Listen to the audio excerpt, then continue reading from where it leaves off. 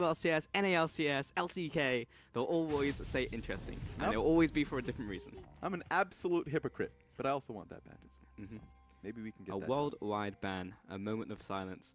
I thought we left the Duran Shield meta. Okay, we don't get to see them for a second. We're looking at the Keystones, but when you swap back, we have Duran Shields galore. And what's interesting to me is that, of course, Windspeaker's blessing on both Megan and Mako. You will have to expect that Ardent Sensor is going to be the pickups. We've seen delayed Ardent Sensor pickups just because coin and the upgraded coin actually gives you so much gold throughout the game that you don't necessarily need to rush it, though it does feel nice to do so.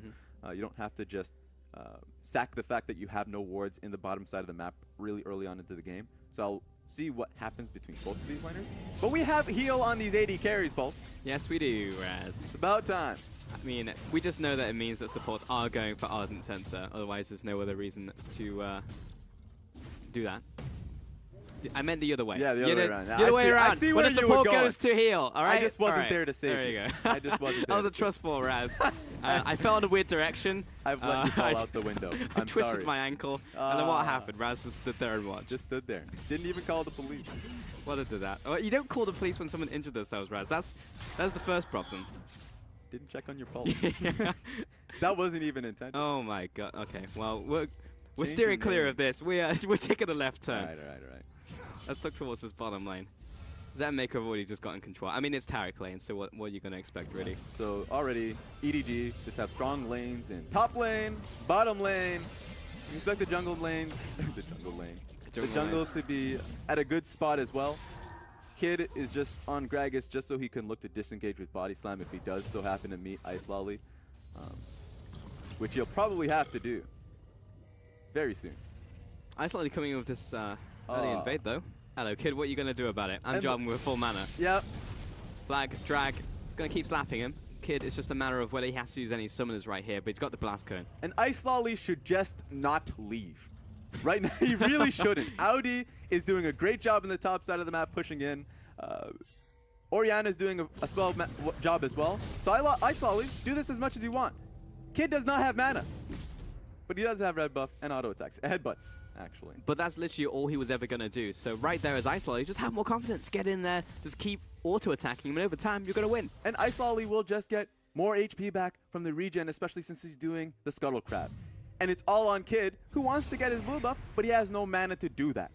He can't do a damn thing, Pulse. Yep, he's gone back to base. Screw this, I'm gone. Oh, he's staying. You thought he was going back to base? But he has enough for maybe a Q and an E, and that's it. Here's the thing about jungling. You don't have to farm your own side of the map if the enemy jungle isn't farming as well. And so there's no reason for this guy named Ice Lolly to leave this side of the map. If I'm losing, you're going to lose too. Bot lane, bit of a trade. West's going to take a beating from this Janna. Mid lane, though, Scout seems very pushed up without mana as well. On top of that, Rookie gets a big trade, but it's actually very equal. Double heals go down at an identical moment. And Scout will back away from that fast bomb. Yeah, this is pretty key for Ricky to do just that, because that trade allowed for time for Kid to be able to do just that, be able to take his blue buff. Because Scout, honestly, wasn't going to be able to help or secure if Corki did hate along with you. So finally, Kid gets his blue buff. Mid lane, there was some chaos, but it's back in order. Yep. Honestly, as a matchup as well, Scouts versus Rookie is a hype one. Like, Rookie, I mean, it's literally 1 versus 2. It's first place versus second when you look at the hierarchy of mid laners. Yeah, not so long ago, of course, in that name, you had a lot of mid laners. You had Do and B as well. I mean, you still do. I mean, that's true. But they're having their own internal strikes within their own team, their own problems. These two players have the benefit of course, a team behind them, so they can actually play as aggressively as they would want within their own lane, and they would have that safety within their own jungle, of course. Kid and Ice Lolly, of course, they're more used to Ning and Clearlove. Sure. But the playstyle is still there because the security and the team as they are, that's the mindset. That's what it is. If you're behind Clearlove, you know what Clearlove would do in that instance. Ice Lolly just will not leave Kid alone. Walks up, pokes the Raptor, takes that one away.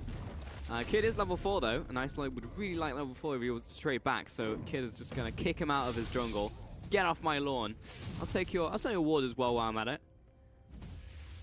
A lot of hard work to track Gragas, But honestly, he does need to catch up in experience. So at this point in time, Iceland is just going to be going back to his Wolf camp and maybe path topside to go towards Crush. And if he does that, you might expect him to look for a dive or to at least see what's happening on the top side towards Duke, because that is a proper matchup you should be paying some attention to.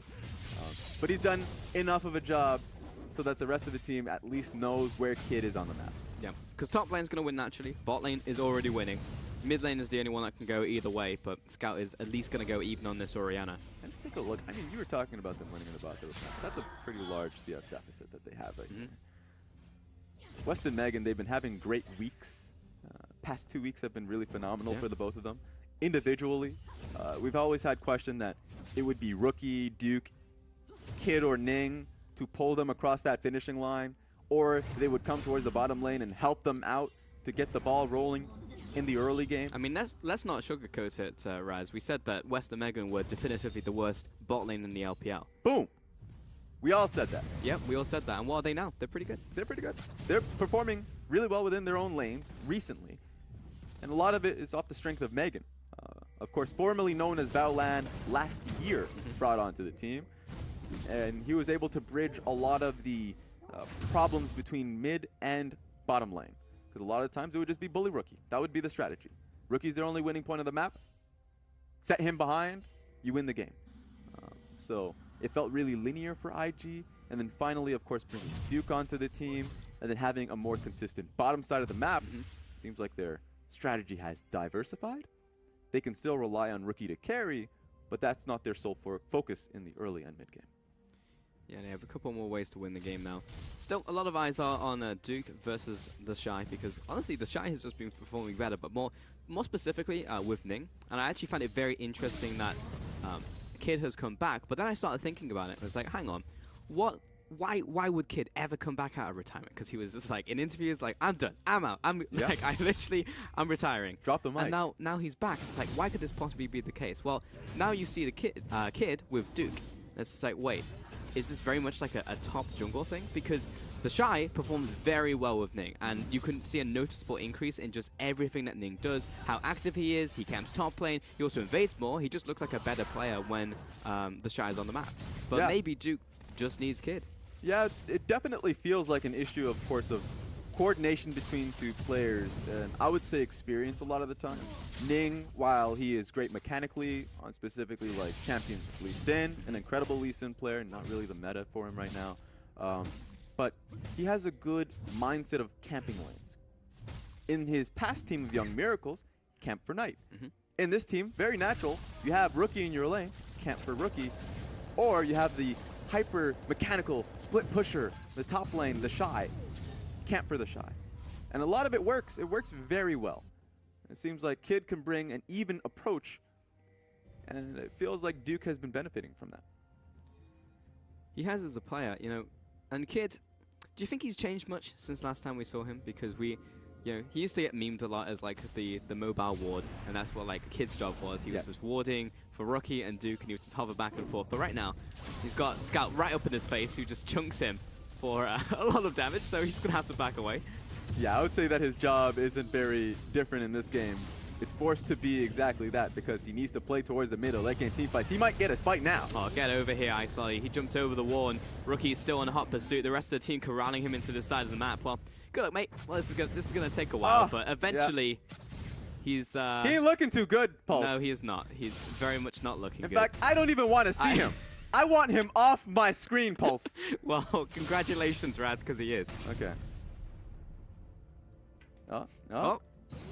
He's waiting out the top. Yeah. It had to happen. Well, rest in peace. It had to happen. So you get moments like those. And it's really, that was unfortunate for EDG. And this is going to be Oh. All right. Yeah, well, that wasn't buffered correctly. Let's pretend that didn't happen. So let's talk about... So what, Iceland real quick. He definitely just chose the wrong direction to flag and drag. Yeah, he did. So you get those moments where the invade was at least that was correct. Yes. To continue that pressure, to move into the enemy jungle, a lot of the times, if you do that, you have to recognize there is a risk involved, especially that risk being going up against a Corki 9 minutes into the game will definitely have package. So perhaps they didn't expect that, see that coming. they get split off. And of course, Ice Lolly ends up dying for that. But this is EDG needing to have to reset and play back to their lanes, because IG's mid to late game is actually pretty damn good. And if they're being able to challenge EDG like this, right now in the bottom lane, it's actually Zet Mako doing quite well. Yeah. Aside from that, we just look at the top side of the map right now. But the top side of the map is looking great for IG. It is. It's working out. However, first tower of the game has actually gone down to Zet and Mako. No jungler intervention down there means that that duo lane has simply won against Western Megan. And this is what we've seen from Zet and Mako when they were a duo not so long ago. Bringing in iBoy, that was, yeah, he had incredible mechanics in laning phase and team fights. Yep. And you could say that iBoy is better, but Zet in laning phase was incredibly strong. So that's why it's so hard for EDG that they're legitimately just having to choose between two incredible AD carries. Yep. But one, of course, an iBoy being able to go that extra distance in team fights. You say what you will about... Oh, gonna wait for a second as Kid is just stopping that recall. Say what you will about mechanics of a player, but synergy with the person you're playing with is just as important. And, you know, Zet has been playing with Mako for the longest time now, honestly, you know. After that big change-up happened in the AD carry role, Zet has been down there playing game after game with him. And we saw how good they were getting, you know. Like, Zet, the man always behind him was Mako. And while iBoy is really good right now, he just doesn't have those months of experience. That's true. And so you get to see the rawness of iBoy, but a much more, I would say, reserved in terms of Zet, because he's been on stage a lot more often. And even saying that, a lot of the times it still feels unfair to iBoy, because iBoy, even while having his first few games on stage, has been performing incredibly well. But you can still see how Zet is shining on the stage. How his early laning phase, they pick him proper matchups time and time again, prioritizing these lanes for him. And they're able to smash the tower 8, 9, 12 minutes into the game. So you can see teams like IG, who move away from their bottom side of the map, they kind of have to accelerate the top side of the map or give the bottom side of the map much more love, because especially if you're going up against EDG, you'll be losing that far too quickly. Yeah, with that bottom tower already down, of course, we go into Australia lanes, at least for Zet and Mako. Well, it looks like Western Megan is still staying in that bottom lane here to turn it into a 2v1. They really want this tower, but it's going to take them a long time with Aldi defending. Yeah, IG just need numbers here, because they're in a proper position. They should be able to push this cannon wave into the turret with the Tristana. Woo! Okay. Spicy, but here comes the dive as well. Ice Lolly, he's got the ultimate prepared, waiting on Rookie Summoners. Yeah, he'll flash the wall, flag drag, misses the direction on that one, so we'll just get the auto attack off.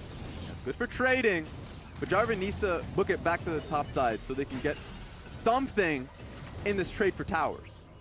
Man, the fact that Aldi was able to stall for another wave is absolutely huge for EDG, because they'll get another tower on the top side, which means that at least in terms of tempo, they are ahead. And they take the middle tower. Raz, this is a little bit ridiculous. A little bit ridiculous. I wonder who said that. A wise man once said. A very wise man. Honestly, I just wonder where Kid was, because he should be pressuring towards the bottom side of the map. That should have turned into a dive. Should have, would have, could have. Audi was doing a great job being able to push Megan and West back, even blows heal for it, West does. So great job from Audi to put so much pressure towards the bottom side of the map and give EDG a lot of, I guess, a lot of leeway. The fact that they were able to get 2 towers off that trade, pretty good trade deal. Pretty good. They're 2,000 gold ahead. They picked up the Mountain Dragon as well in the rotation. Like, EDG literally just took everything. And now blue buff spawns in front of it. All right, IG, take this as fast as you can. All right, good. Rookie gets a blue buff. We did it. We're back in the game. Finally get something. Yeah, literally all the resources from IG are just in Rookie. He got that kill, he got the blue buff, and that's all that they have to spare. But then take a look at the immediate focus from EDG. They put their dual lane back into the mid lane. You can see where their control wards are to the top side so they can secure Rift Herald. They don't necessarily have to do it yet. They would have to push in these waves a lot more often so they don't get contested for it. But they get Rift Herald here. That's more tower pressure when they already have 2 towers up on IG. Does he only headbutt? Is that champion only headbutt? No, he slaps them too. Okay, I was wondering about Gragas. Yeah, he slaps them. I was more thinking about how slow that was, but I don't even know if it's a headbutt, because I don't even know what that is. I don't know how you attack. I've never seen a person in real life attack someone like that. Oh, okay. That's fair. That's fair. There have been a few people who are definitely inept in the forms of fighting. You know? So someone would do it. Yeah, but he's meta, you know? Like, a lot of people pick him. Apparently he does well in a lot of fights. That's true. So. Only with his barrels, so that's cheating. Ah, Duke, you've disappointed me, son. That's not how you. It's not how you effectively do that. You stack the saplings on top of each other. You stack the cats. Never stack the cats. Never stack the cats. Enjoy the cats. More breathing room between the cats. Yeah. Give them a good 2 seconds. Let them marinate. I don't know where you're going with this. I don't either. But I would back you up, but I just don't know where that one is. TLDR, space the cats out. Yeah, space them out. That's what we're asking for here. I agree with that. Right now, it's just giving over the buffs. You know, there's nothing too much happening on the map. Just power spikes as well being picked up as well in terms of items here. Exactly. Right. IG is just trying to slow the game as much as possible. So even though they're losing these towers, they are still not in a desperate situation. Trinity force on rookie. Of course, he has that kill on himself really early on. He wants to be able to get towards an IE. Wonder if he goes towards a Zeal item first.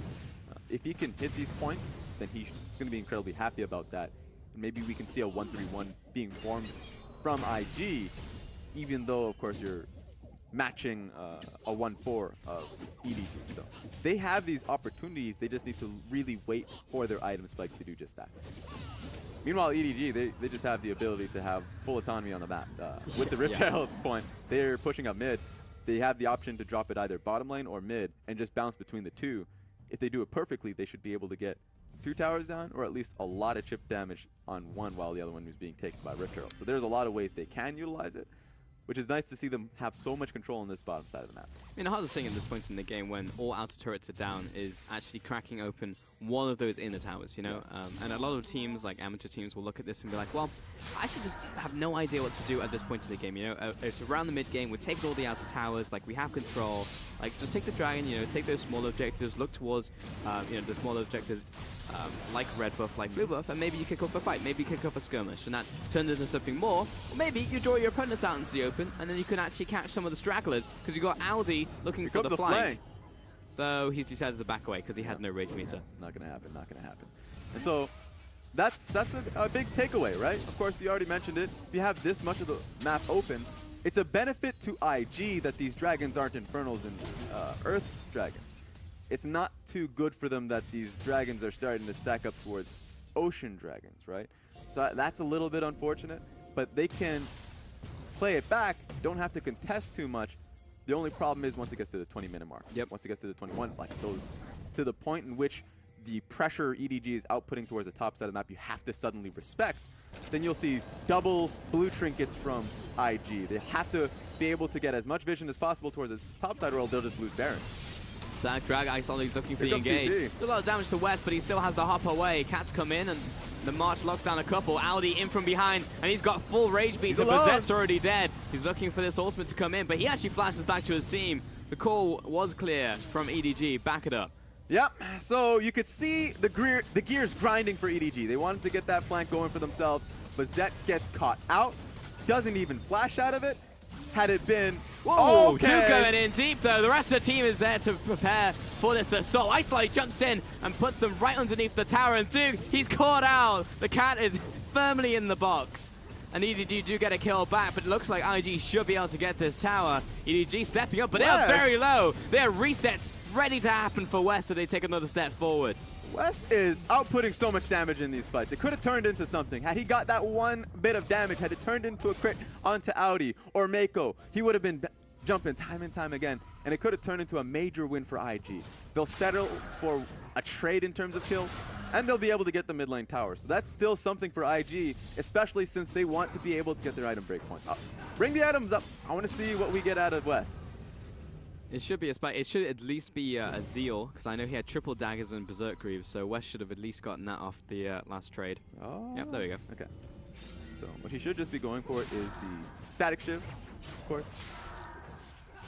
Be able to wave clear efficiently so he can actually contest for these monster objectives. Baron is not going to be that big of a deal if you can get control of the waves. Ultimately, that was just an execution fight. I mean, the idea was really good from EDG. You know, Aldi rocks up behind them, has Rage Meter ready to go, ready to jump in, hit the ultimate, and then Zet's dead. So they can't execute on it anymore. That kind of reminds me of the EDG of Spring, where their early games were impeccable. they would get to those mid games and you're like, wow, how do they can't drop this. Like, this looks too good to be true. The vision wards are out there. They're defending them. And it all comes down to the execution of these fights. And, of course, the misplays do start coming through. And this is when IG can start to take these opportunities. Perhaps it could turn into a nice bridge for IG to be able to get to their points. It's funny you say that because back in spring, we had Ice Lolly. You know, we had these players that we're seeing right now. You know, Zet was in there, Ice Lolly was in there, Audi didn't exist, but, like, we saw all these players before, and that's the problems that they brought to the team, and that hasn't appeared to change, you know? Like, they had a great early game, same as spring, and then they're now suffering. Yeah, especially since they haven't been on stage or scrimming with this roster consistently to hammer those problems out. So naturally, you come back into the same lineup, and you're like... You pick up where you left off. Exactly. So it's going to be great for IG because a lot of their problems are starting to resolve itself. And honestly, in this early game, a lot of it did come to those compositions where Taric, the pick, was just for team fights. Them getting smashed in lane, they kind of expected that. Now you have an Ardent Sensor Taric being able to roam across the map, has his ulti available to himself. How do you pick up the team fights if you're EDG? My only problem with IG as they stand right now is Kid feels like such a band-aid for the team. You know, he's a damn good band-aid, but like I don't know if he's got that much longevity to him. You know, it's not going to stay there forever. And Duke, if it is a Duke thing, then like it needs to find another way to integrate with Ning. I'm not opposed to the idea of rotating between both Ning and Kid. Now, with that being said, for the newer audiences, Ning, though he's had a rough start of the split, recently he's been able to put out some really good MVP performances. Ning has been doing really well to kind of mesh into the team, but being able to challenge that position regardless is important, so you can challenge those fresh players. So it's nice to see that happening between Kid and Ning. Eventually they want to have Ning as their starting jungler for splits to come, and that will be a great investment. Honestly, I love the fact that they even made this decision to have him on the team. So it's good to see that coming, of course, with the caveat of playoffs is coming soon. Playoffs is coming. It's like the winter is coming. Yeah. You need to be able to get to that point as prepared as humanly possible. You're not prepared if you're not fielding them in immediately. That's true. And as I said, I do have that gut feeling that it's something to do with the top lane. Because we just have seen the difference between when Ning is playing with Duke and when Ning is playing with the Shy, you know? Like, there is a tangible difference on the Rift. That being said, I would say that the Shy has been making changes. Now, remember when he first came out, he was just that Fiora player, just on the side lanes time and time again, bad TPs.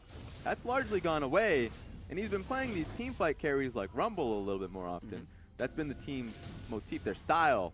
So I like that identity. I like that he's been playing teamfights incredibly well, and his team TPs have improved. Yeah. That's largely why Duke's position has been challenged here. So I think I would go as far as to say that the Shy would work well with Kid. So a lot of it's just coming down to the fire underneath these players for them to individually perform. Sure, and as the rest of the team was saying as well, you know, I was hearing Fresco and Rusty's thoughts on this and how that IG is actually a very difficult team to prepare for, right? Like, if they have very much different styles, like Duke will play the tanks, Shy will definitely play like the carry picks, even though Rumble was like the only thing they picked for like 6 games in a row, and they swapped in top lane, so a bit weird. But EDG gonna kick off this dragon. It's gone, and right now you can see the indecision from IG. Do they actually want to go in? I mean, Maokai did not particularly flank them, but he might go all the way around for them. Yeah, this is going to be a long con of the team fight. In fact, the ping's coming through. They might actually look to rush Baron. If EDG don't see this coming, which they very well should, as they're detouring through the mid lane. That's going to be rough. Hello, EDG. But also they can try and stall this. They recognize that EDG must be walking over, so they could stall to see if they can get a pick across, because they have a really strong pick composition with the Maokai and the Taric. They can just stand still. Nah, they're opting out. All right.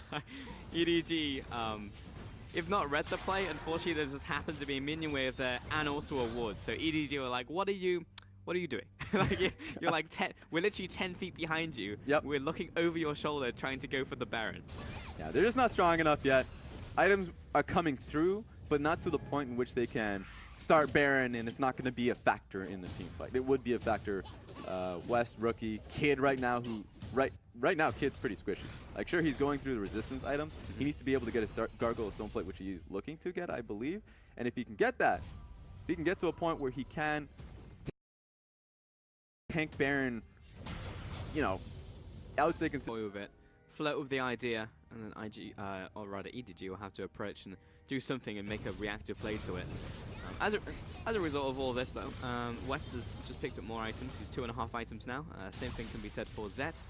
And everyone's just been farming, pretty much. Everyone had some pretty nutty farming numbers, just because there's not been a whole lot of interaction. Yeah, and it's just going to be a game about pushing waves at this point. Whoever takes control of the Baron pit, the opposing team, naturally will just say, well, we'll push mid. Well, you push you out of it just because you need to be able to defend your mid lane turret, and then we'll regain control. So a lot of it's just coming down to that Texas, you know, that standstill, so they can regain control of Baron until ultimately one of these teams will try and pick that fight if they're confident enough. And EDG just bouncing it back and forth in the mid lane right now, and of course Baron is obviously going to be a massive objective on the board. EDG probably feeling a little salty that the following 2 dragons were both ocean dragons, and the 4th one will be a cloud dragon. So EDG could have been better. That's true. They'll still have the options of side lane pressured with Audi.